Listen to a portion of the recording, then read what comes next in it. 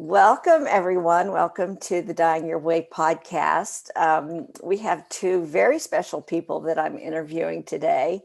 Avril, Hanna, and Sidler. They are the creators and co-founders of just one of the most innovative aged care solutions you will hear about. And I'm going to let them, introduce what it is that they're doing. But when I met them and I heard about their project and I looked into it a little bit more, I'm just going to say right at the top, Piper and Heather, if you're listening to this podcast, you're listening what your mother wants. Okay.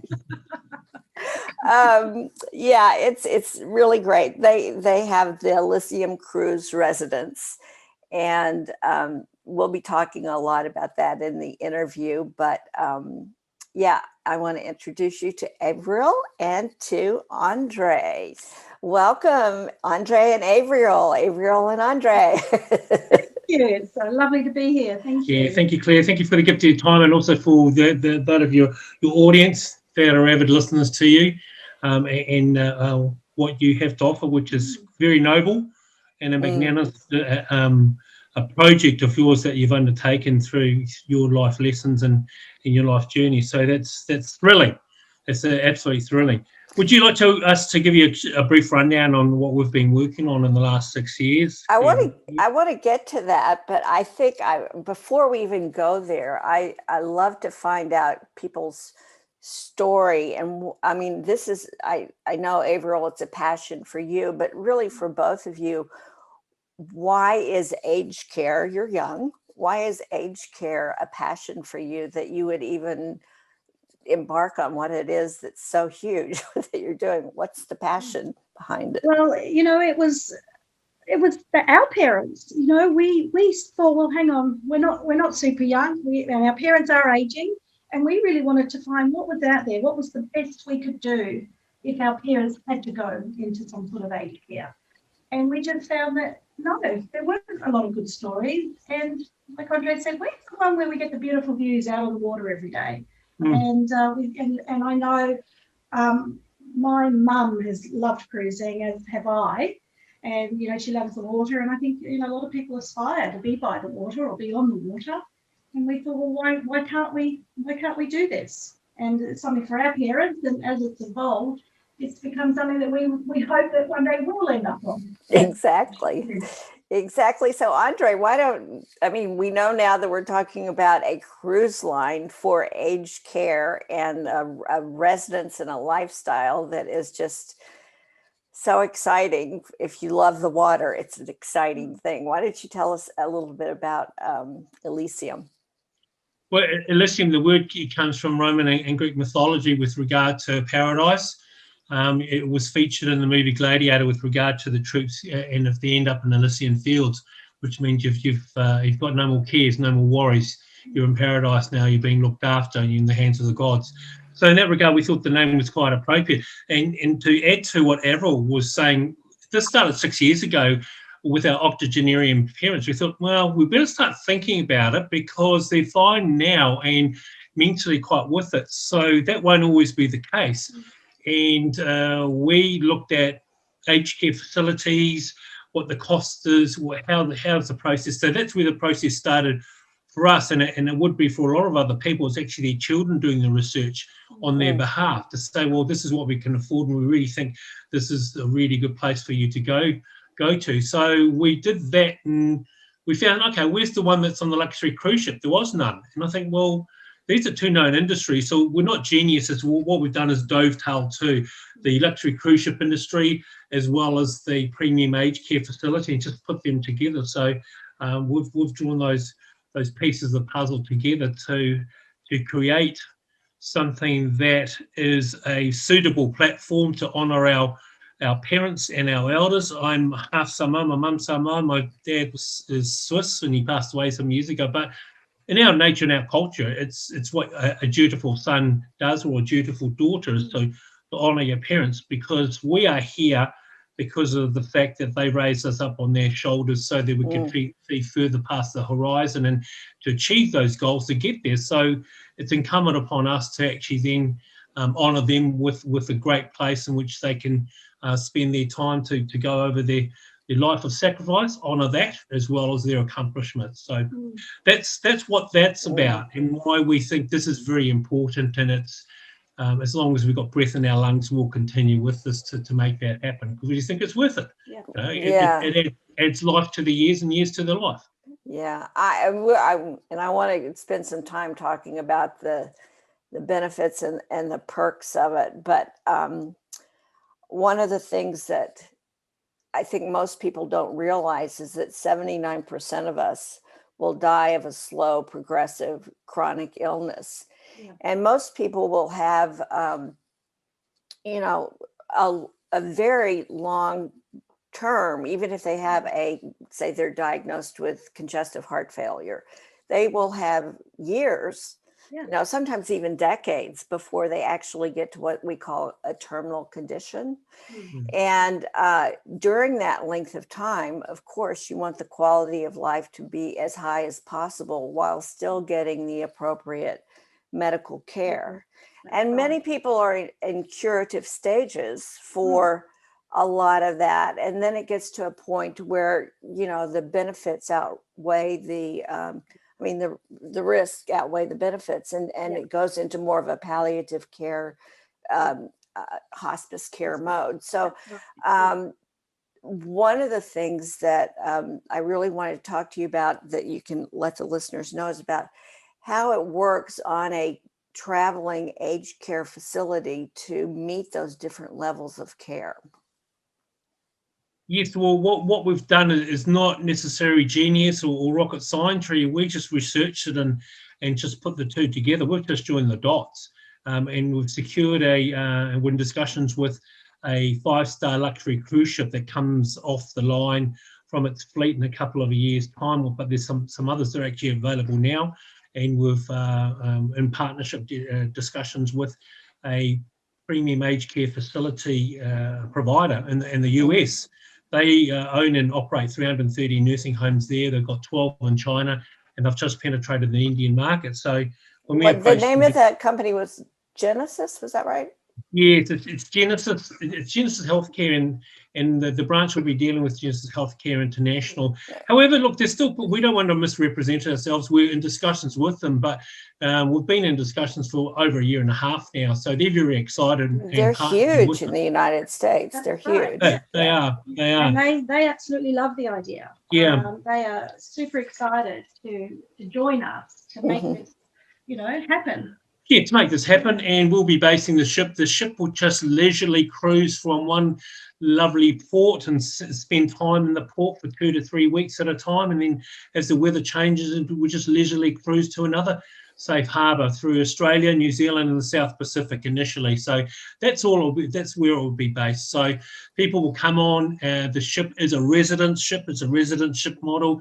It's not the conventional cruise ship. So we're not going high speed from one port to another, going through heavy storms. No, we just sit there, enjoy the view, go ashore when you want to, interact with the local communities, or they can come on board and interact with you. So there's that aspect there with the lifestyle community to add value to your life and to be able to interact with the local communities, the business chambers, your TEDx talk on board, share your lifetime of stories, because we feel, as you well know, as you age, people feel as though they've been discarded, that their lifetime of experience and having to have people in the hubris of youth, actually, where they think they can reinvent the wheel.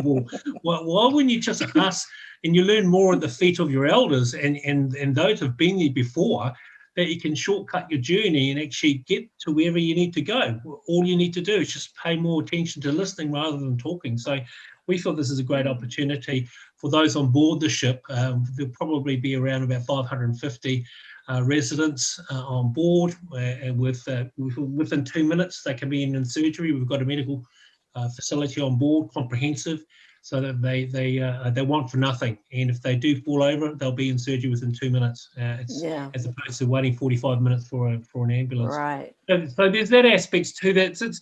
There's a lot to unpack, But in essence, it is a floating residence. It is there that leisurely sits in harbour, enjoys the view, and when the weather changes, we just move the ship.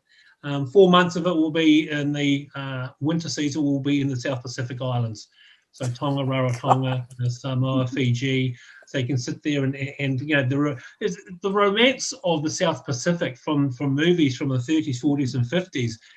And the reality is that the cleanest water, the cleanest air, the cleanest and freshest fish. Yeah. But why wouldn't you want to sit there and have this as your global residence now? So we think, well, it's doable.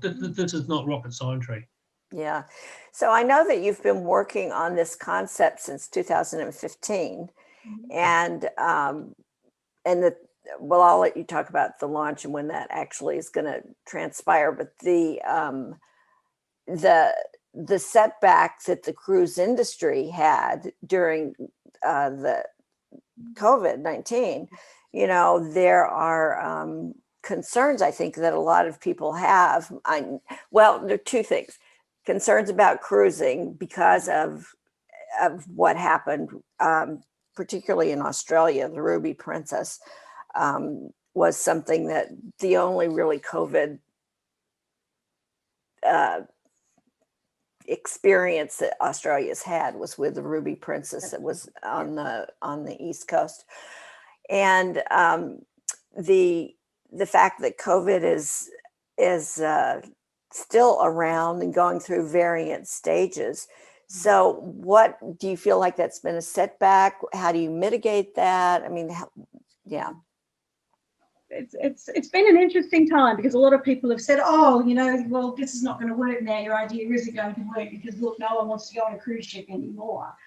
But we've actually felt in some ways it's actually made us a stronger Well, it's reinforced the model. Yeah. The ship has effectively got our own medical centre, got 2 A&E surgeries, we've got pathology, podiatry, we have x-ray, we have general clinics as well as optometrists and dental care on board and audio. So with those on board, yeah, we're actually a resident bubble because when people come on board, they're not getting off. The conventional cruise ship model, and part of the problems was that every 3 days they were introducing 2,000, 3,000 people with diseases that they couldn't identify positively, and you only need one on the ship. And the procedures, they've since had to change their procedures, but they can't stop and swing away from their model. Their model is getting people on board 3 days, 7 days, and then disgorge them and then get another lot. Yeah. To be able to control disease coming on and off the ship is near enough impossible. It's such a difficult task. And as they've stumbled trying to do restarts, we've seen they've ended up, it only took 1 or 2 people that were asymptomatic, but they passed it on to others. In our particular model, they're residents. They come on board, they stay on board. We've got medical care, we've got isolation units, but more importantly, and what they've had for the last year and a half, actually the last year, they've got detector dogs, canine detector dogs. Now, wow. They're in Belgium now, and through parts of Scandinavia, the UAE, Australia's trialling them, and they're in South America already being used. Now, the detector dogs have between 96 to 100% success rate, and they can detect COVID-19 particularly, and they come from a cadre of dogs that detect cancers, all sorts of other diseases, and we know that's well established and well known. What's happened is that they've been retrained to actually smell the compounds that a human body produces when they're affected by COVID. Wow. So they effectively detect COVID straight off. So with our plan, we'll have about three to four of these dogs at the embarkation point, and they are part of our screen. And they'll detect that we are asymptomatic, not whether you got it or not. They also live on board the ship full time.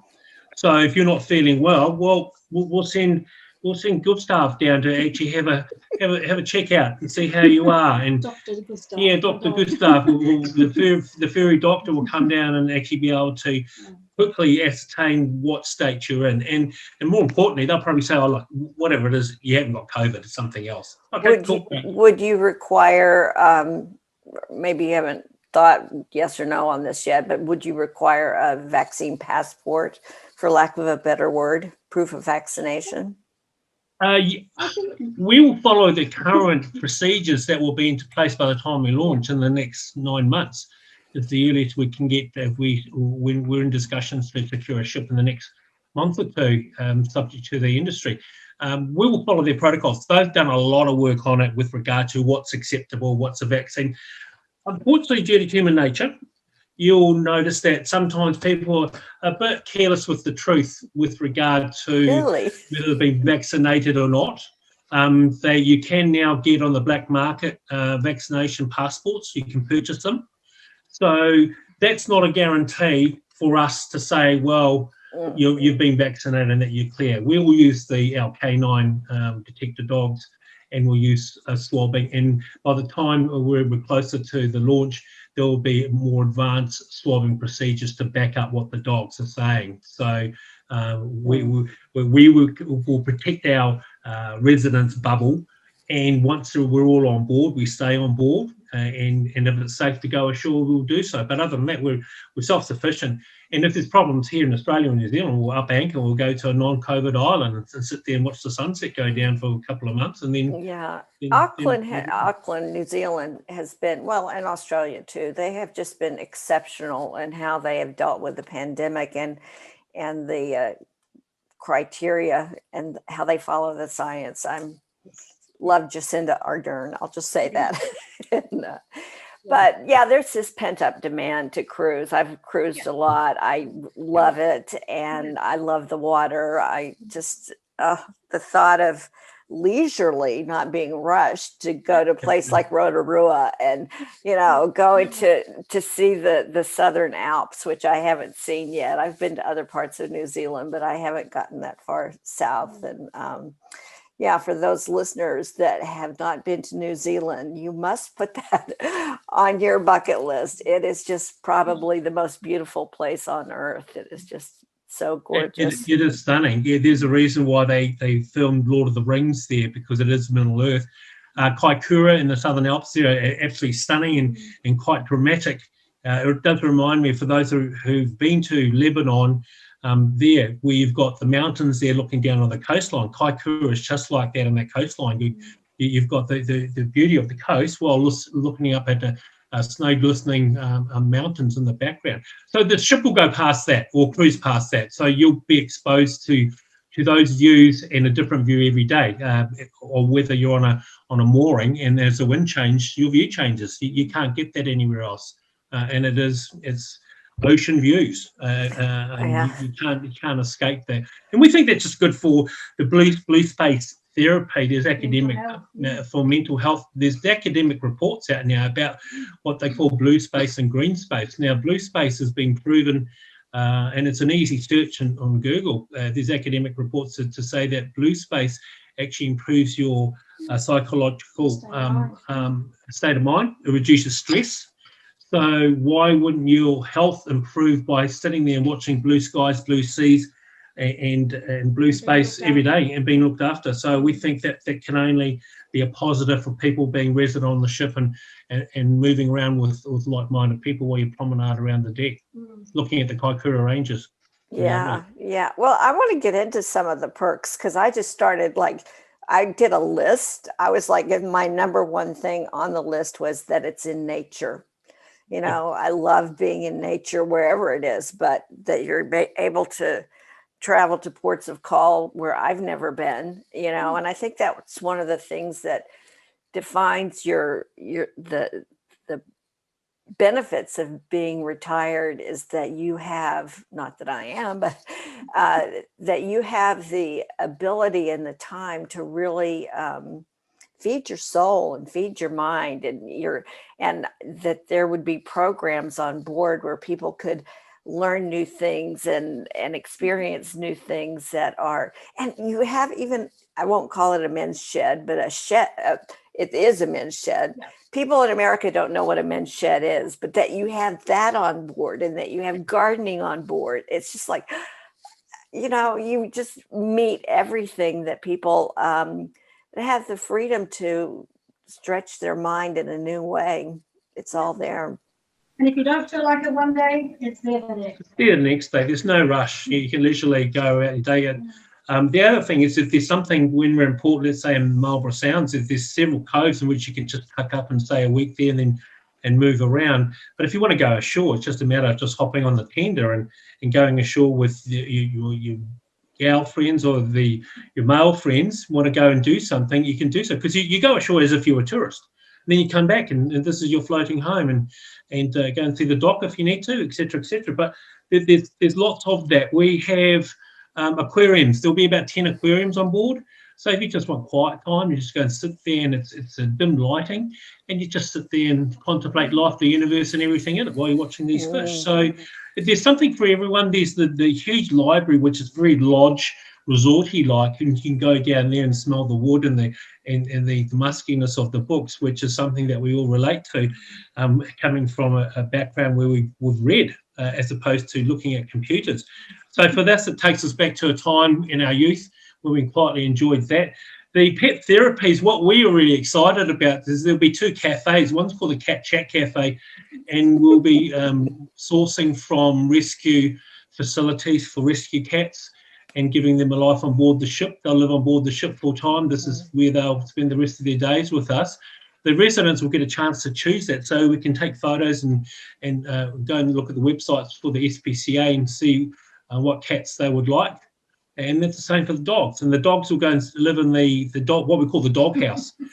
So if you like dogs, you go and spend time there. You have a cup of coffee, talk to friends, and visit your favourite pets. There we have a vet and a resident vet, as well as an assistant on board to look after the pets there. So there's pet therapies, there's the gardening therapy, because you can go outboard and we've got the therapeutic gardens as well as the vegetable gardens for the restaurants, actually, so you contribute to that. There's the aquarium, outdoor cafes, and the shed for everyone. It's all inclusive. Come and make some stuff for orphanages or furniture for the ship that you want to show off what you've been doing. There's dance, singing, art, sculptures, fine arts. We have a resident artist on board to do portraits, not only of the residents, but actually of the pets. Because strangely enough, some people say, I love that cat. Can you do me a sketch or an oil or a painting of that to be able to put into their room? So that's something we're really excited to actually have resident artists that come from New Zealand or Australia or the South Pacific, and they spend a month on board, and they'll do works and contribute and do. So how does it work with, say, you're the person that's in the last chapter of your life and you're on the cruise ship, but you still want to be with your family and you want to see your family. I mean, Wi-Fi, how do you see your family? There's several options there. The Wi-Fi is 24/7, and you have your assigned nurses and carer to you specifically, and they'll be able to assist you to hook up the screen within your room, but you'll have portable devices in which you can just pre-select who you want to talk to and chat to and FaceTime and go from there. Even if we're out in the middle of the Tasman in transit, we have satellite communication 24/7. That's a robust need, must be, even for the businessmen on board. They know they can continue to do their business. But the other thing was to do with the centre part of the ship has rooms that we can lease out to friends, families, colleagues. So it's quite immersive. You can't do it in an aged care facility or nursing home where you go and live in the same facility. That just doesn't happen. Where here you can come on the ship and you can live and spend time with your parents. Your children can spend time. It's not an onerous chore anymore. They can spend, a weekend or a week with them thinking, well, this is on a cruise ship. We can do all sorts of cruise ship stuff and then catch up for breakfast or dinner with the grandparents. So And so if I'm just thinking of possible scenarios, so say if mom is in a terminal condition and, could you get the family on board so they could be there with her to vigil and be there, in the active stages of dying? Yes, yeah, absolutely. We also envisage having a Elysium resident doulas. They'll be on board to cater to, absolutely. Well, why wouldn't you? It's a logical choice. They actually have doulas that come on board in all sorts of capacities, but we envisage in such a personal thing. that the residents will want to choose their own doula or will have doulas on board to be able to strike those friendships up. Yeah. And say, okay, well, we've got 50 doulas on board, and they have their community to be able to deal, or 10 to 20 or 30. We'll see what the demand is. But we'll start off with resident doulas and say, well, who wants to come and live on board the ship for a month or two and spend time as a doula to assist? And that can be extended out depending on what your schedule is and what the demand is. Well, I mean, and that's a conversation that we can have later on, but it's just so important to have that end-of-life plan, which doulas are known for pulling together for a loved one or family or the person themselves. And their responsibility, again, for listeners, their responsibility is to, here's the plan, and they're the ones to be sure it's in place. They're not necessarily, they aren't the power of attorney. They aren't the medical power of attorney, but they have the role of making sure that those plans happen as much as medically and legally possible. They make that plan happen and support them in a lot of other different ways. But yeah, you're absolutely right. It's effectively doing what you do, Claire, and bringing that onto the ship. So we've got an umbrella of care from that. Effectively, we see the doulas as being the resident whisperers, and that they quietly find out what they really need and read between the lines and offer that support and be a conduit with family and the carers and the nurse and the aged care doctor. So that'll be important. That's really, really exciting. I mean, I just feel like that there's so much that, and I don't know if I'm jumping all over the place. I'm sorry, but I'm so excited that it was a poor report, but the aged care report came out for Australia, and it was really a terrible report. And, now they're all up in arms about, okay, what can we do to fix this? And they're going to throw a lot of money at it, which is good. Money helps. But everyone deserves, a lot of dignity and respect. And I really got that from reading your bio, Avril, that's just really your passion, to be sure that people at the end of life have that kind of respect and autonomy. Autonomy is really important as long as possible too. To feel that they have a purpose still, that they are important, and what they've been through, is to be shared, and their wisdom. There's just so many things about our elders that we should, not take for granted. I completely agree. So, I mean, the obvious question is, when is the launch? When can people sign up and start doing this? Well, a couple of things they can do, Claire, is they can have a look at the website, see if it's not for everyone. And usually it's the children that are in their 40s or 50s that are looking for their elder parents as to, well, this sounds interesting, and assess that what's suitable. Then also sign up with the Facebook page, so that if we then say, right, we've got our first inaugural ship, then that's when things really happen for us. We've got everything else in place, which is a matter of securing the ship that we want. There was one we've definitely in discussions with for 2024, but because COVID, there's now about 4 other luxury cruise ships that actually it's about 8 that suit our model. That suit our model. They're the right size. They're the right 5-star luxury fit. Now it's just a matter of us being able to present our case to them to say, well, look, we'd like to re-energize your ship. We can use it. It's resident. It's pandemic proof. It doesn't have to be restricted like the aged care, like the current conventional cruise ships, which are highly restricted. Ours is a different model. So we've got a bit of a leeway in that regard.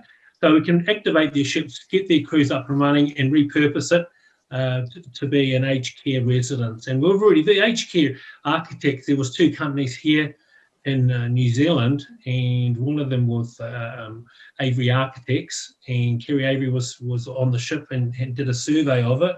And we spoke to another premium aged care architect firm in Australia, and they all said this is feasible.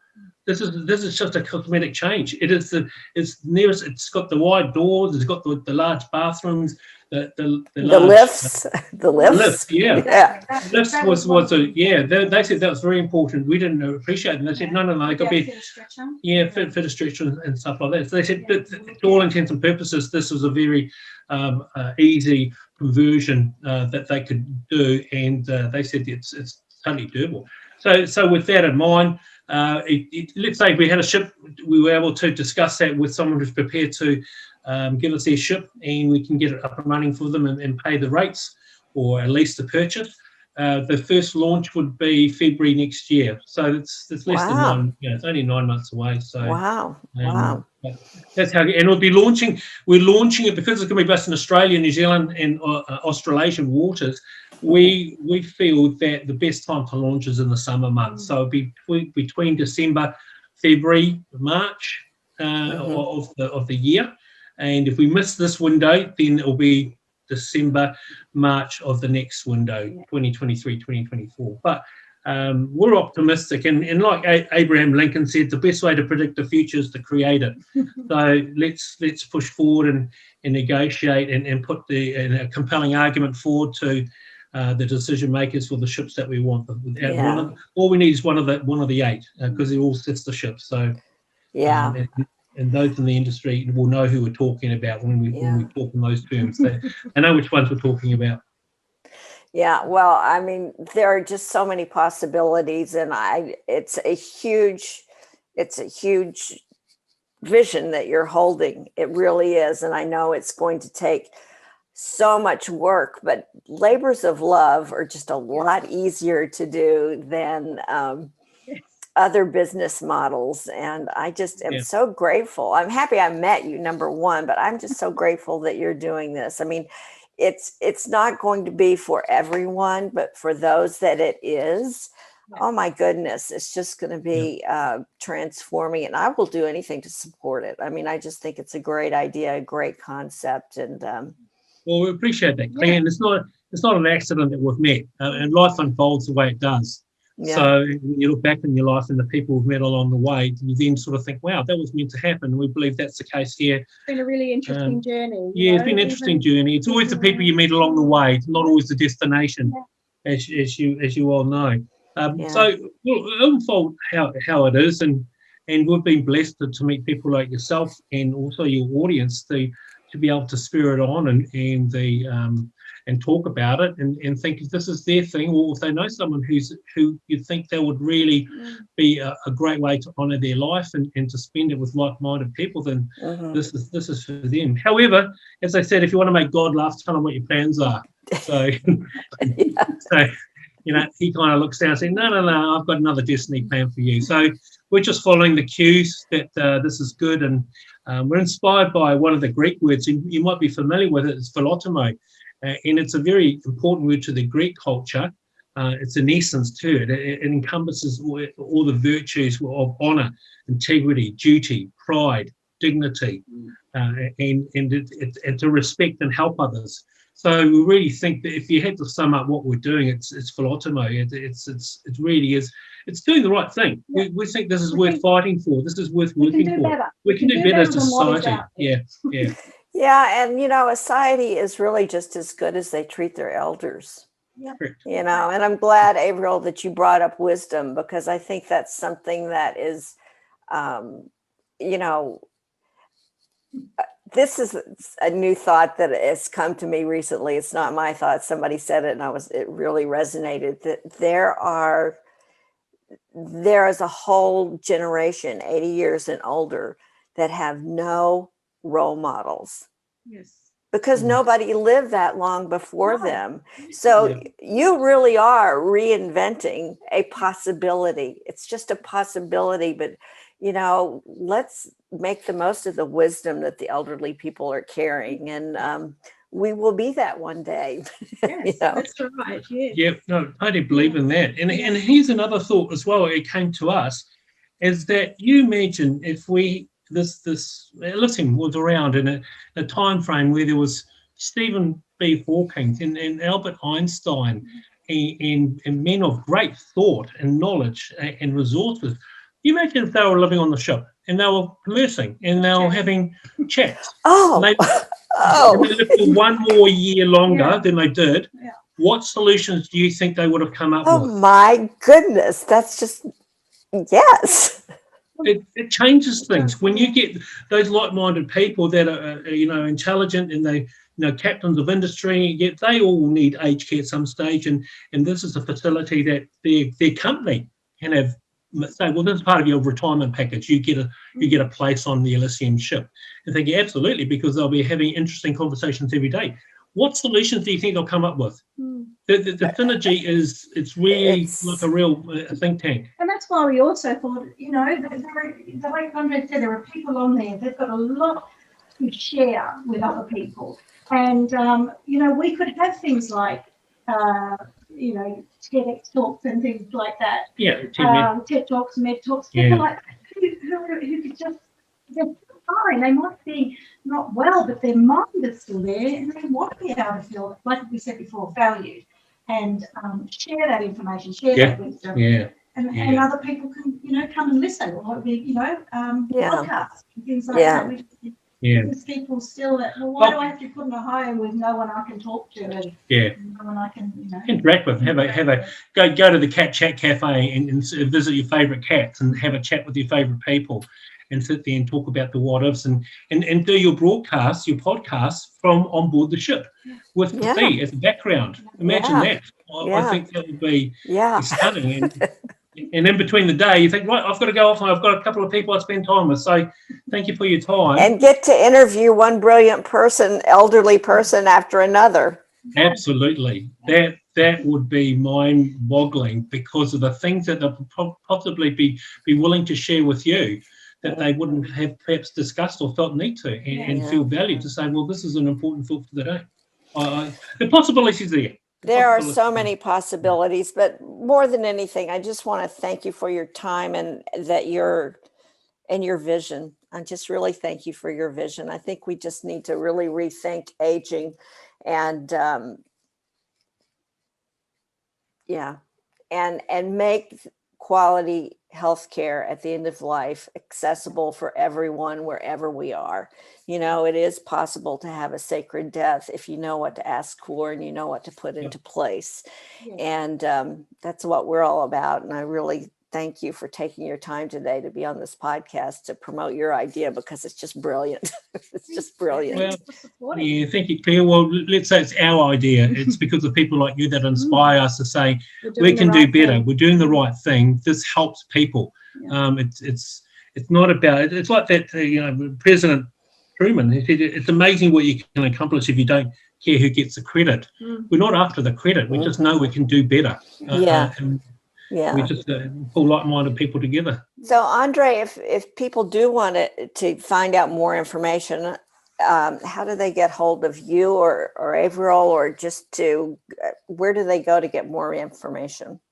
They go to the website. You can click on if you want more information. They can hook up to the Facebook page and link them with that, so they can see if there's anything that we will announce our news of when we get our ship and what big advances we've made. And Facebook will probably be the first immediate conduit in which you'll get that news.